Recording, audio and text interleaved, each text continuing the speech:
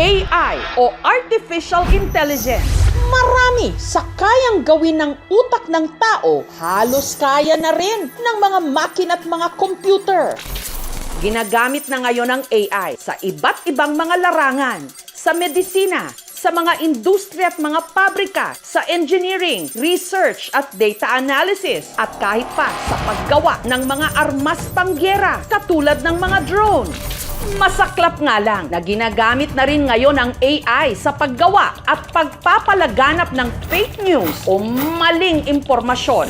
Pati sa ating mga cellphone o gadget, meron ng AI. Isang prompt o utos lang, pwede ka nitong igawa o imbentuhan ng litrato, video o anumang imahe.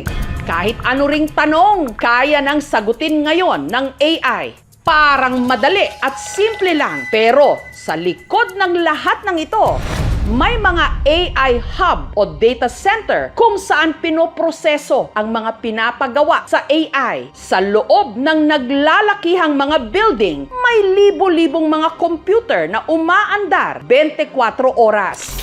Meron ng nasa 40 data centers sa kasalukuyan ang Pilipinas, katulad ng nasa Quezon City, at ang kamakailan lang, binisita pa ni Pangulong Marcos sa Angeles City, sa Pampanga. Lahat po yan is designed our internal use. Kakaunti pa lang ito kung ikukumpara sa daan-daan na meron ang China at libo-libo naman sa Amerika. Bagamat dumarami rin ang mga lugar doon, kabilang na ang New York na tumututol o naghihigpit na sa pagtatayo ng mga data center dahil inuubos daw ng mga ito ang supply ng tubig na kailangan para palamigin o hindi mag-overheat ang mga computer at makina.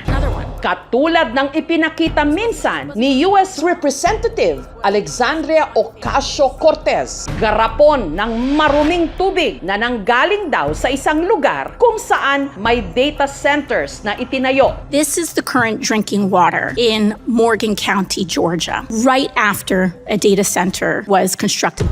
Ang kaso, ayaw daw ni President Donald Trump maungusan ng China ang Amerika sa larangan ng AI. Kaya bumuo si Trump ng koalisyon o alyansa ng mga bansa kabilang ang Pilipinas. Tinawag itong Pax Silica. Huwag tayong magpaloko!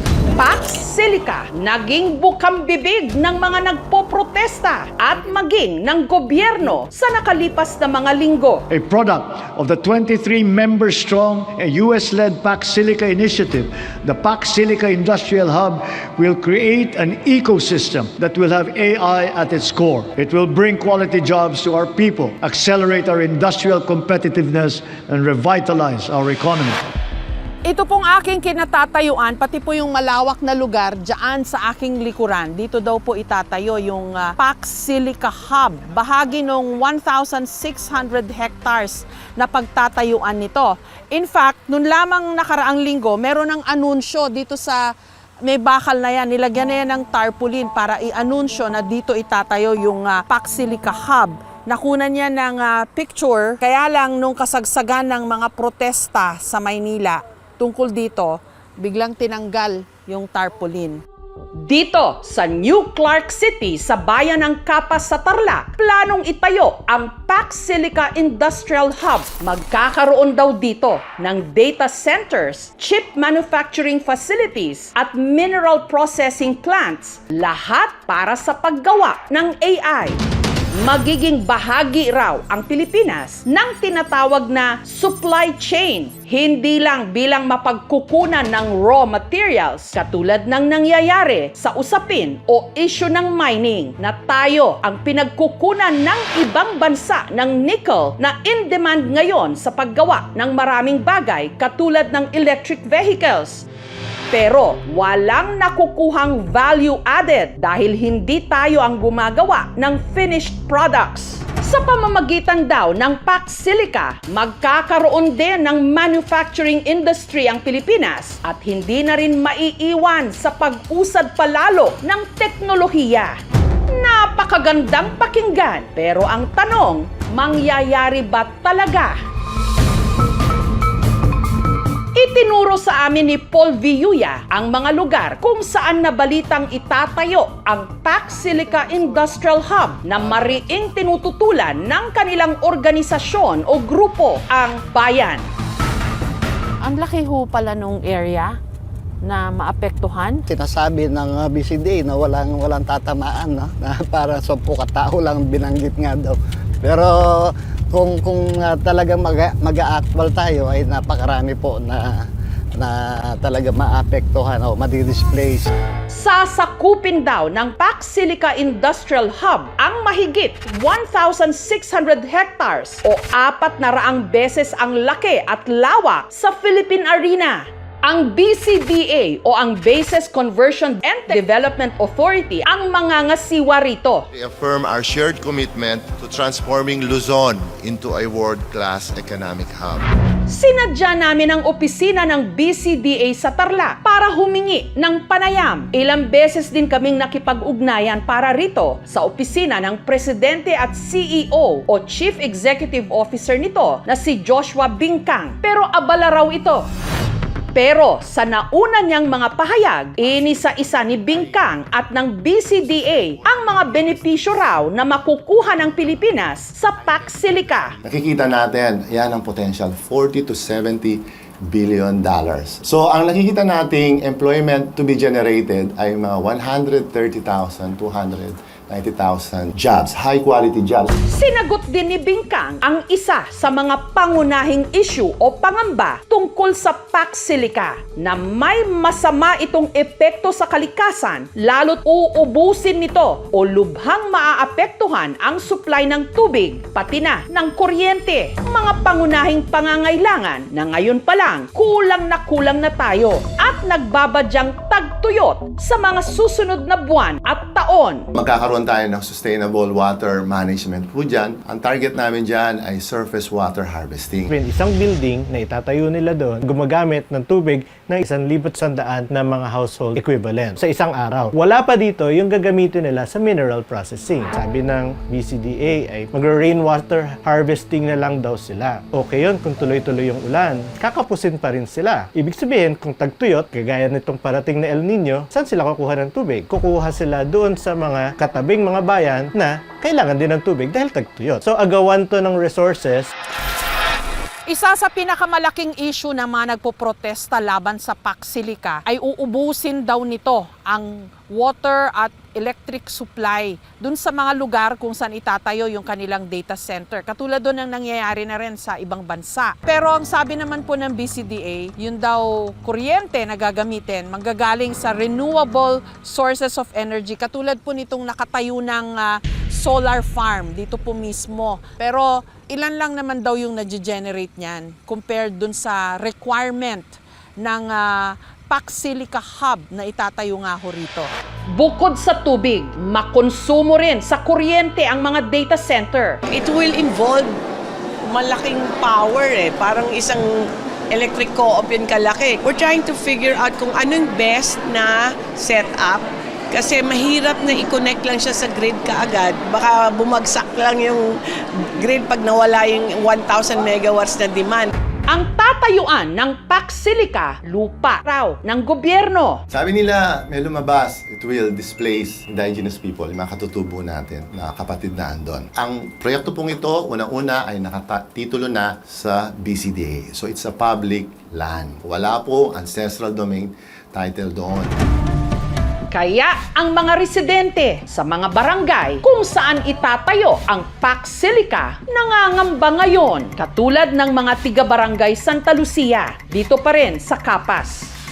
Taong 2024 at 2025 pa, bago pa nagkaroon ng Pac Silica, may mga natanggap na raw silang naunang eviction notices mula sa BCDA. Pinapalayas na sila mula sa kanilang mga bahay at sakahan. Ang aming kapitan po Hello.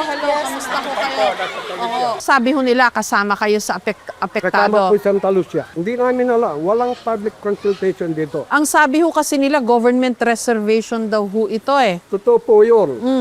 Pero hindi nila dapat dipitin ang mga katutubo. Actually, ito lahat military reservation. Sabi po nila, abandoned area lahat ito. Walang nakatira. Nung survey na lang BCDA. Oho. Pero meron kaming komunidad, meron kaming eskwela, simbahan, lahat meron kami rito. Ito naman, bibigyan ka ng 30 days notice paglika. Bukod doon sa sulat na humihingi na Dito sa banda makipag-ugnayan yung mga residente sa BCDA, katulad ho nito, meron na rin silang sulat na natanggap ang nakalagay 30 araw na abiso para sa paglikas. So pinapaalis na yung mga taga rito. Bilang makataong pakikitungo, kayo po ay binibigyan ng 30 araw na palugit simula sa araw ng pagkatanggap ng liham na ito. So May 2, 2024. So dapat nung June, pinapaalis na ho yung mga tao pala. At dapat sinusunod yan. ngayong taon, muli raw nakatanggap ang ilan sa mga residente ng sulat na paunawa o abiso galing sa BCDA.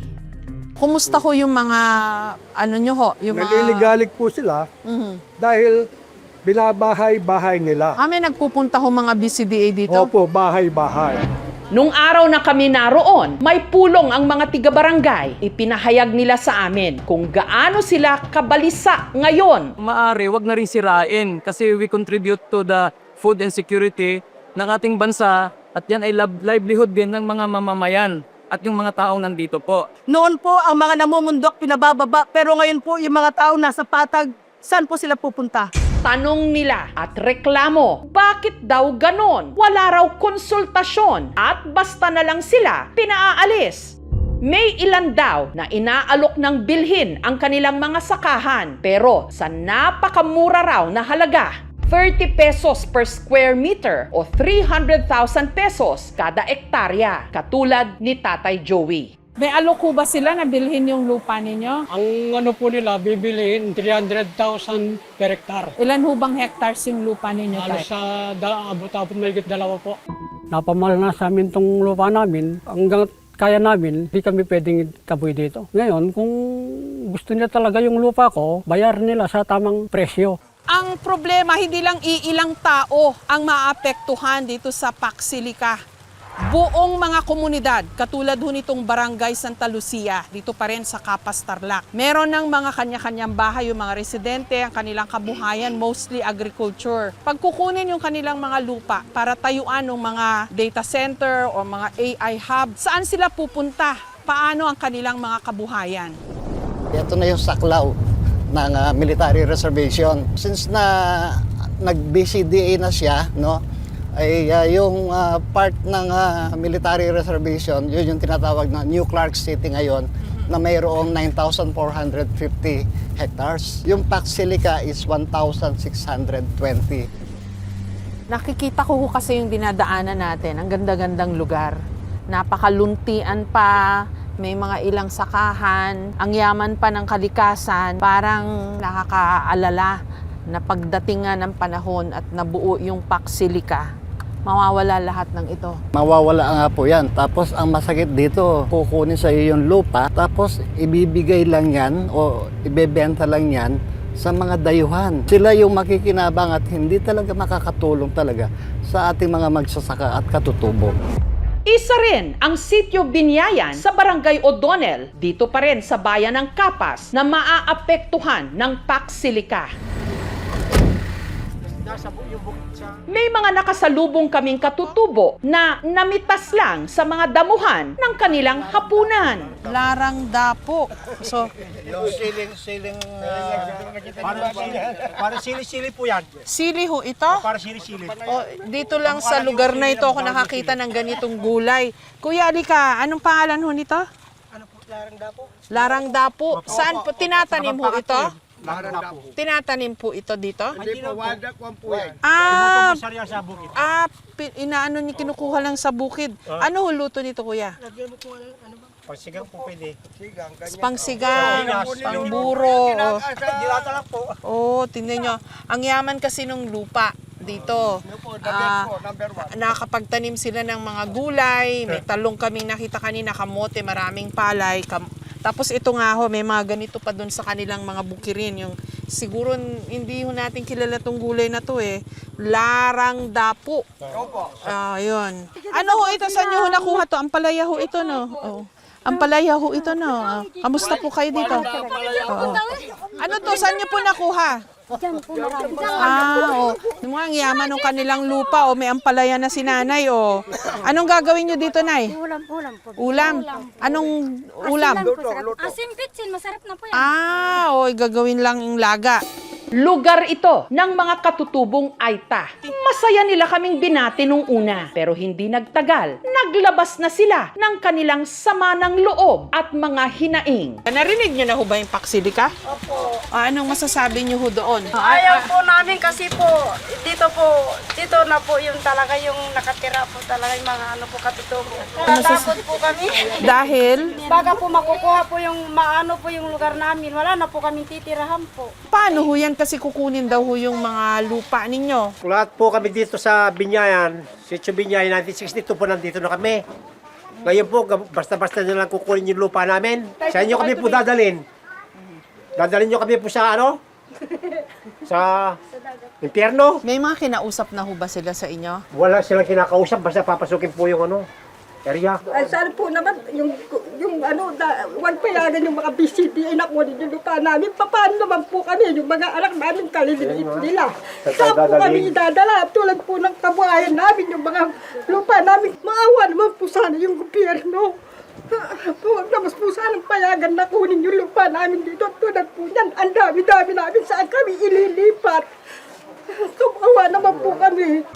Bago pa dumating ang mga Amerikano at sa Clark at ang BCDA at yang Paksilica, matagal nang naninirahan sa lugar na yan ang mga magsasaka. Ang unang may karapatan ay ang magsasaka. Walang public consultation na naganap. Ang naobserbahan namin ay done deal. Project now, study later. Tanong din nila, bakit basta na lang sila palalayasin sa kanilang mga tahanan at kabuhayan sa nakalipas na mga dekada? Pero sasabihin ho nila sa inyo, hindi naman yung lupa yan lupa ng gobyerno. Hindi po. Sino ba yung gobyerno? Kami yung gobyerno eh. Tao. Tao ang gobyerno. Kung walang tao, walang gobyerno.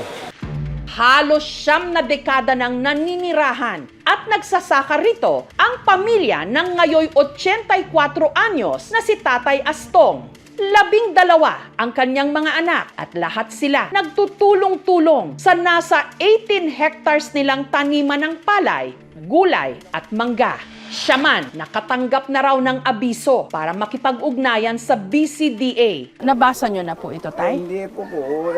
Binasa na lang po yan. Dahil hindi ko naman nalagamang kagulugan. Dahil mababa lang aking pinag-aralan. Ang nakalagay po, ayon sa mga nakalap na datos sa census survey na naitala ng aming opisina, ang inyong lupang inokupahan na matatagpuan sa Sitio Dapas, Barangay O'Donnell, Capas, Tarlac, ay maaapektuhan ng proyektong New Clark City. Kayo po ay malugod naming inaanyayahan na makipag-ugnayan sa aming opisina para mapag-usapan ang mga prosesong pagdadaanan ng proyekto. Inaalok na rin daw bilhin ang kanilang sakahan. Sa tingin niya'y bagsak presyong halaga. Sinabi ho ba sa inyo kung magkano po? Sinabi na sa akin, yung bawat isang hektarya sa lupa, 300. Gustong bayaran ng BCDA. Ako po kung tinatanong nyo, ayaw ko sanang kabayad yung kwan dahil doon kami lang nabubuhay. Bagamat katulad ng mga tiga-barangay Santa Lucia, nababagabag din ngayon ang mga taga-Sitio Binyayan, hindi raw sila makampante sa itinatayo ngayong mga gusali malapit sa kanilang komunidad. Hinala nga nila, nagsimula ng sipsipin ng tubig mula sa lupa, bagamat hindi nila sigurado kung ito nga'y para na sa nabalitaan nilang proyektong Paksilica. In-stop na namin yan sa barangay. Magandang tanghali. Ano ba yung ginagawa ho ninyo dito? Drilling po, ma'am. Drilling po sa tubig para daw po dyan sa BCD. Sino po yung susuplayan ng tubig na hinuhukay po dito? Ang alam ko ma'am, yung sa virology. Tinanong namin ang BCDA tungkol dito. Nilinaw nilang hindi ito para sa Pax Silica. Gayunman, masisisi ba ang mga residente kung labis silang nag-aalala ngayon at nagmamatsyag din? Papaniwalaan ba nila ang mga pangako na sa ipinapangalandakang pag-unlad, hindi sila maiiwan? Ang gobyerno, libu-libong trabaho ang malilikha. Paano ang magsasaka? Pwedeng merong trabaho sa panahon ng construction. Pero pagkatapos noon, paano yung kabuhayan ng magsasaka na ang buhay namin ay lupa? Sinasabi ng iba na ang AI makakatulong sa buhay nila. Pero sa buhay ng mga magsasaka, magiging mitya ng kanilang kapariwaraan at kahirapan. Bakit nagmamadali? At ang sinasabi lang ay magkakaroon ng jobs, magkakaroon ng processing dito, magkakaroon ng AI. Pero yun ba talaga ang kailangan natin? Ang data centers ay pag-aari pa rin ng US. At magbabayad pa rin tayo kung kailangan natin gumamit. Yung ating nagiging contribution ay actually labor. Ang labor dito sa atin ay napakamura at binabarat pa. Ang problema dito ay kinakabit natin yung pag-unlad natin sa mga kailangan ng US at hindi sa mga kailangan ng mamamayang Pilipino.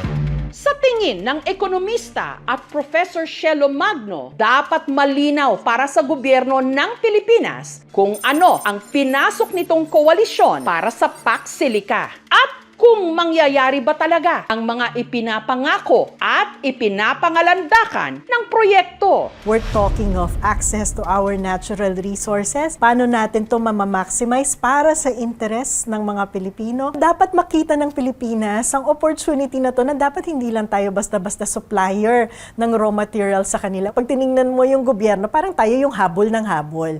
Dapat ang nakikita natin dito, tayo yung may produkto tayo yung kailangan tayo yung may malawak na lupain.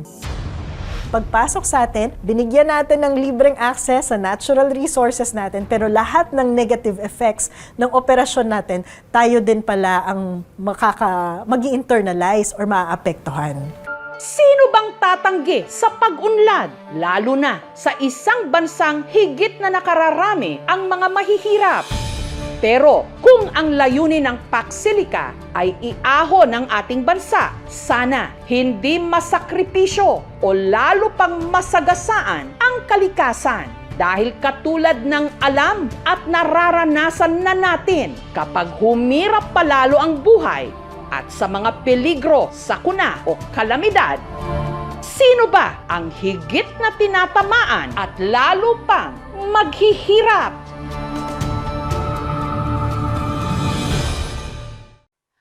Thank you for watching, mga kapuso. Kung nagustuhan niyo po ang videong ito, subscribe na sa GMA Public Affairs YouTube channel. And don't forget to hit the bell button for our latest updates.